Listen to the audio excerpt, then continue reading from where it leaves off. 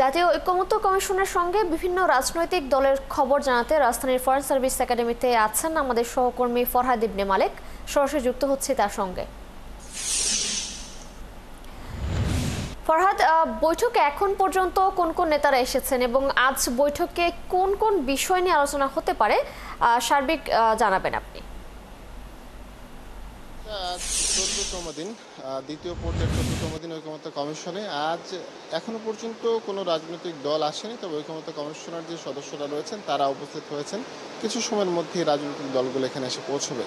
গতকাল অর্থাৎ 13তম দিন দুটো বিষয় নিয়ে আলোচনা হয়েছিল। একটি বিষয় ছিল সংসদে নারীর আসন, আর দ্বিতীয় বিষয়টি ছিল দ্বিকক্ষ বিশিষ্ট সংসদ, এবং এটা স্পেসিফিক করে বললে উচ্চ কক্ষটা নিয়েই গতকাল বেশি কথা হয়েছে। দুটো বিষয়ের মধ্যে কোনো বিষয়ে কোনো রাজনৈতিক দল একমতে পৌঁছতে পারেনি। এর আগেও 3 দিন সংসদে নারীর আসন নিয়ে আলোচনা হয়েছে, 2 দিন উচ্চকক্ষ নিয়ে আলোচনা হয়েছে, কিন্তু কখনো কোনো বিষয়ে কেউই আসলে একমত হতে পারেনি। গতকাল একমত হতে পারেনি, তবে আশা প্রকাশ করছেন আজ একমত হবার সম্ভাবনা তাদের আছে।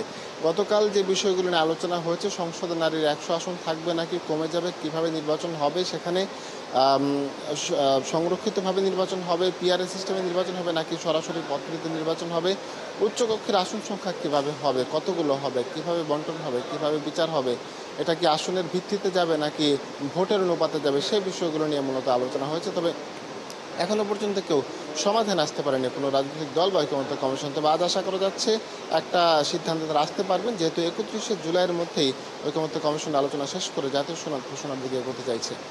তিশা। ফরহাদ, ধন্যবাদ আপনাকে। আপনি সঙ্গেই থাকবেন, এই বিষয়ে খোঁজখবর রাখতে থাকুন। নিশ্চয়ই পরবর্তী সংযোগে আমরা আবার আপনার সাথে যুক্ত হব।